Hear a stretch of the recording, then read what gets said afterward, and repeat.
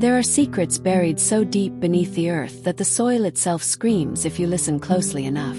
I am about to tell you the story of Prince Kaelen, a creature born of starlight and frost from the winter court, and the mortal woman who taught him exactly how a god can be broken. You might think you have heard tales like this before, of beautiful fairy tales where an immortal noble falls for a human girl, but I warn you now to abandon any hope of a rescue or a broken curse. If you stay until the final seal is broken, you will realize that love is not a sanctuary. It is the most vicious, agonizing trap ever invented. Within the next 2 minutes, everything you thought you knew about the fair folk will shatter, because this is a meticulous chronicle of raw horror wrapped in silk. You will watch a kingdom rise on the back of a living nightmare, and by the time you reach the end, you will wish you had never stepped into the woods to find him. Long before his name became a forbidden whisper, Prince Kaelen ruled the frozen peaks of the northern wilds with a terrifying, devastating grace.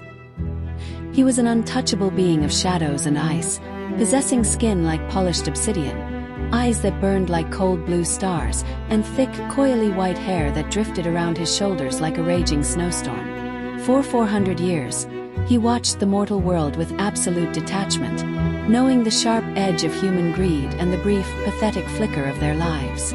Yet, on the night of the frost moon, his perfect isolation fell apart. He found her freezing on the borders of his realm.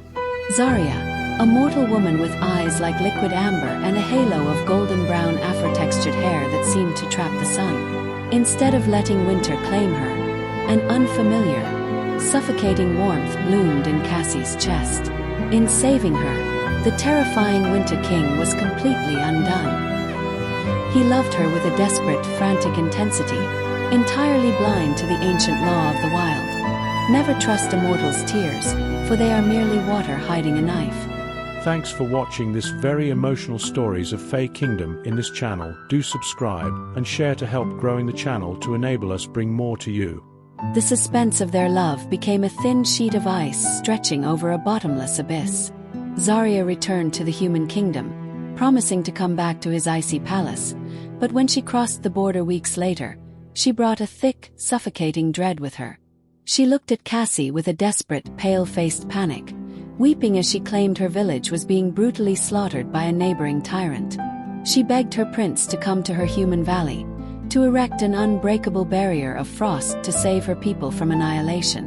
Cassie, blinded by his desperate love, did not notice the subtle tremor in her hands or the way her amber eyes refused to look directly into his blue star gaze. He followed her into the mortal valley under the cover of a moonless night, entirely unaware that he was walking into a calculated execution of his freedom.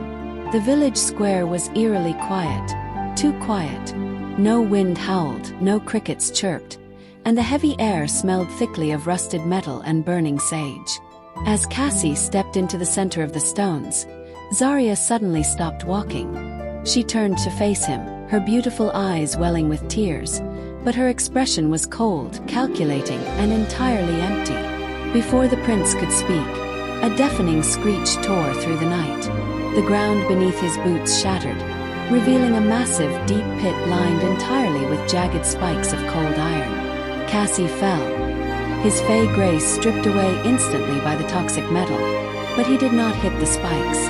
Instead, he levitated, held in place by a blinding, agonizing beam of silver light shooting directly from Zarya's chest.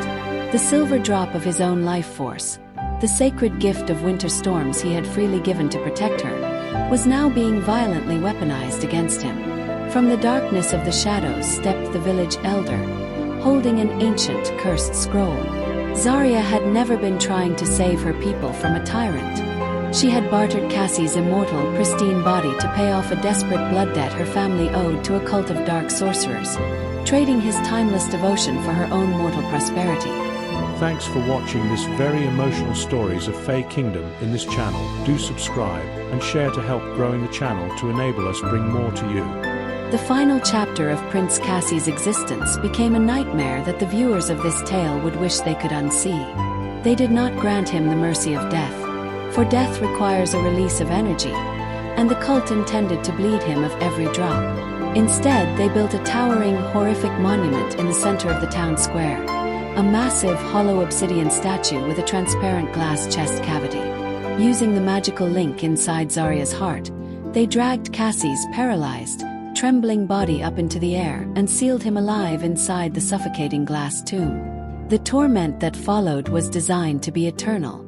The glass chamber was filled with a volatile, corrosive alchemical fluid that constantly dissolved Cassie's flawless obsidian skin and silver flesh, only for his immortal Fey biology to violently and painfully regenerate it a second later. Every single time his body healed, the pure magical energy released by his agonizing regeneration was siphoned through copper tubes into the town's grid, powering their lights, warming their homes, and making their crops grow in unnatural abundance. The audience above cheered for their new era of prosperity, entirely ignoring the muffled, distorted screams of the white-haired prince echoing from the glass monument every single morning. Zarya was rewarded with immense wealth and a high seat in the ruling council. She lived a long, prosperous life, growing old, wrinkled, and gray, draped in fine silks paid for by the literal daily flaying of the man who had adored her. She would often walk past the monument, looking up into the glass at the dimming, hollow blue eyes of the prince. Cassie never looked back down. His mind had broken into a million jagged shards of ice. He remained suspended in that soup of agony, a living, breathing engine of torment, realizing too late that the warmth he had felt in her arms was just the first stage of being burned alive. There would be no rescue, no sudden awakening of ancient power, and no redemption.